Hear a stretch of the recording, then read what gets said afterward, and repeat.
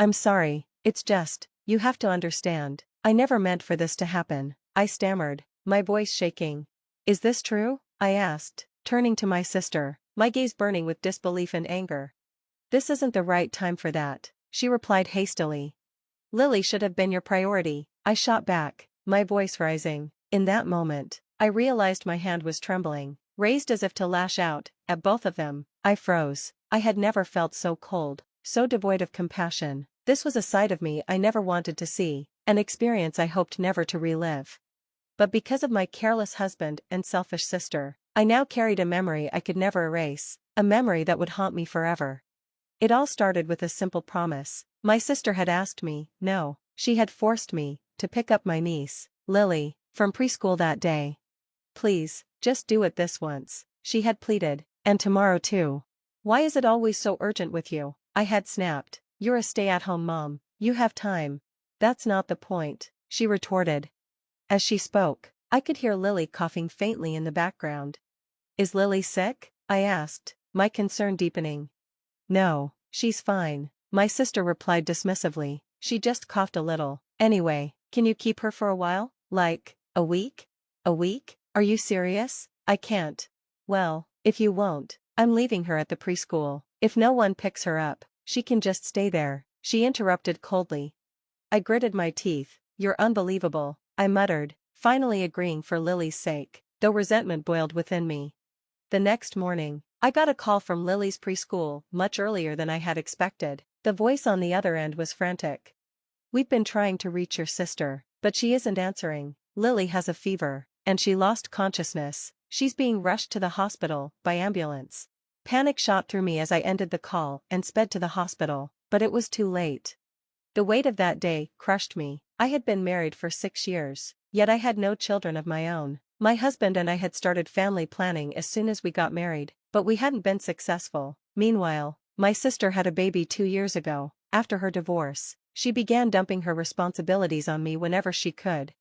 It's good practice for when you have a child of your own, she would say casually, as if Lily were a doll I could borrow and return. I didn't like her attitude, but I adored my niece. She was bright and sweet, and I had always wanted to be there for her. That day, however, everything changed. My heart broke in a way I never thought possible, and I vowed that I would never let my sister's selfishness or my husband's indifference pull me into such a situation again. I'm going to take care of my niece again tomorrow, I told my husband. Can I ask for your help? He hesitated. Actually, I have an urgent problem at work. I need to fly out early tomorrow morning for a business trip. Really? I tried not to sound disappointed. Yeah, he said, his tone apologetic. It's a client I've known for a long time, and while it won't affect the contract, I'm in charge of sales. I need to handle this personally. I nodded, masking my frustration. Okay, well, be careful. Are you sure I'll be okay on my own? If it's too much, I can go to my parents' place. I'm sure you'll manage, he said, trying to reassure me. Thanks for understanding. Have a safe day with Lily. Thanks, I replied, forcing a smile. Have a safe trip. At the time, I thought it was just bad luck. My niece, Lily, was deeply attached to my husband. The last time I cared for her, she cried all night until my husband held her and calmed her down. I'd believed that if anything happened, he'd be there for her again. But, of course, work comes first. I told myself I was prepared to handle whatever came, even if it left me utterly exhausted. The next day, everything spiraled out of control. I received a call from Lily's preschool. Panic surged through me as I rushed to the hospital, where I found her small body connected to tubes, lying unconscious. The preschool teachers were visibly shaken. The director approached me, her face etched with worry and anger. You're Lily's aunt, right? Her mother's sister? Yes, that's correct, I answered. We've been trying to contact your sister, but we haven't been able to reach her. We even called her workplace, but they told us she's on vacation. Do you know where she is? She's overseas, I said, my voice heavy. The director's eyes widened in shock. I see, she said after a moment, her voice tight with frustration. Let me explain what happened today. She recounted the morning's events. Lily had arrived at preschool looking flushed. During the routine temperature check, they found her daily temperature log was blank, something that was supposed to be filled out at home. The preschool refused to admit her without this completed, but when they took her temperature, it read 37. 8 degrees Celsius, above the school's threshold of 37.5 degrees Celsius. The director had instructed my sister to take Lily home. However, my sister dismissed their concerns. Her temperature is always high, she had insisted. She's fine. Ignoring the teacher's protests, she left Lily at the preschool and walked away. When Lily's condition worsened, the school attempted to contact my sister repeatedly. When they couldn't reach her, they called my parents, but my parents were at work, unavailable during the day. Desperate, they dug up an old emergency contact form from a year ago, which had my number listed. That's when they called me. The director's voice trembled as she concluded, her face pale with distress. This should never have happened. Lily's in the hospital now. Her eyes glistened with tears, reflecting the weight of the situation. I stood there, staring at my niece, her small form fragile and pale against the hospital bed. My heart felt like it was shattering into a million pieces. I'm so sorry, I'll contact my sister immediately, I said, bowing my head in apology to the director and the chaperone. After thanking them for their efforts, I sent them back to the school. I tried calling my sister right away, but the line was disconnected. I called again, and again, dozens of times, hundreds, but she never picked up. Meanwhile, my parents rushed to the hospital after I informed them of Lily's condition. It's going to be okay, Lily's going to be okay, my mother kept saying, almost like a mantra, as though saying it enough times might make it true.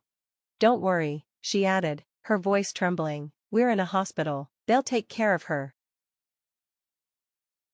But the treatment didn't help, her symptoms worsened with every passing moment, and still, I kept dialing my sister's number, desperate for her to answer. 2 days later, Lily's small, fragile life slipped away. A 2-year-old child, gone, alone, without the warmth of her mother's embrace. How could something so heartless, so cruel, happen? Tears streamed down my face as I held her tiny, cold body in my arms. Why? I whispered hoarsely to no one in particular. Why didn't I ask where my sister was traveling? Why didn't I stop her from leaving?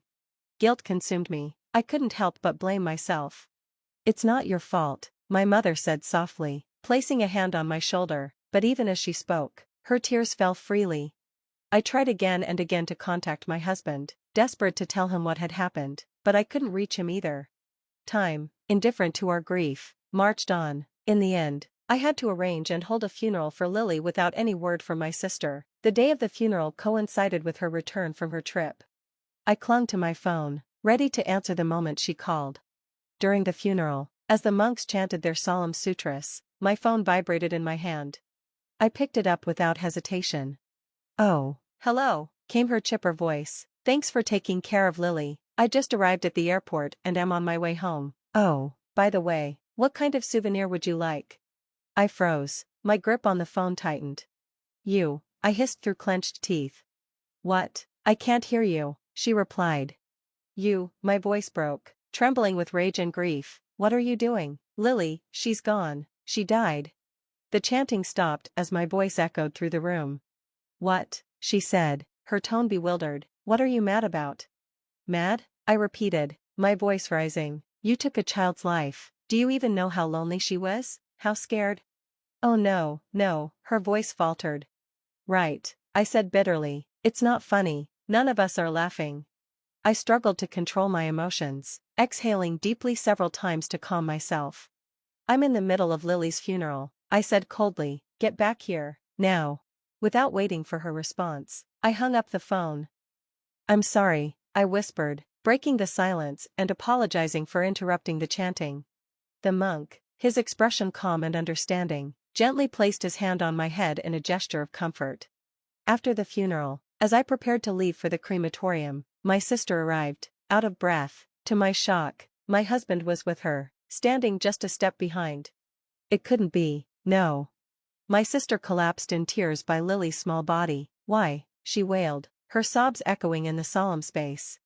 Behind her, my husband stood frozen, his face a mask of guilt and disbelief. The other relatives looked at her with quiet disdain, but no one voiced their anger, out of respect for Lily, I assumed. I couldn't bring myself to speak to either of them, not yet. After the cremation, we returned to my parents' house. There, my sister faced the brunt of my parents' fury. They scolded her relentlessly while I sat in silence, my gaze drifting to their luggage. Something about it felt off. My eyes focused on the airline sticker attached to the handle of her carry-on. Both bags bore identical labels from the same destination. I froze. Why were you both at the same airport? I asked, my voice trembling. My sister's mouth opened, but no words came out. She looked cornered. Finally, my husband spoke. I'm sorry, it's just, as you see. I didn't mean for this to happen. Is this true? I asked my sister, my voice icy. This isn't the right time for that, she muttered. No, I said, my voice rising. This isn't about you. Lily should have come first, always. I hadn't even realized my hand had risen toward them both in anger, but I stopped myself. It wasn't their infidelity that filled me with rage, it was the way they had disregarded my niece, their selfishness that led to her death. You don't get to cry, I spat at my sister. You don't have the right. Do you know how many times I called you? Hundreds of times. How hard is it to imagine that something could happen to your child? I turned to my husband. And you knew she was sick. While you two indulged in your disgusting affair, Lily was suffering. She died, alone and scared. My voice broke. You'll never be forgiven. Never. Both of you deserve to rot in hell for what you've done. Neither my parents nor the relatives stopped me. My mother's voice, cold as steel, cut through the room. You are not my daughter anymore. Don't you dare show your face here again. My sister's tear-streaked face crumbled. Why am I the only one being blamed? You're not family to me, I said flatly. She left the house, her head bowed, without even taking Lily's ashes. Later, my husband and I finalized our divorce. He agreed to give me everything, shared assets, alimony, all of it, silent and guilt-ridden. He didn't contest a thing. It didn't matter. No amount of money or remorse could undo the past. Both my sister and my husband faced criminal charges after the preschool director reported them for child neglect and abuse. My sister fought her case with a court-appointed attorney, but no one stood by her side, not even our parents. She received a 5-year prison sentence. My husband, who knew about Lily's fever and abandonment, was sentenced to 2 years. 7 years combined for a lost life. How is that justice? It will never be enough. 6 years have passed since then. I've remarried and have a child of my own now, a child who has helped heal the wounds left by those terrible days. I will never forget my niece, Lily. Her memory will always stay with me. They say sins never go away, that they remain a burden one carries forever. My sister and my ex-husband deserve to carry theirs. But even so, it will never be enough. Human life is precious,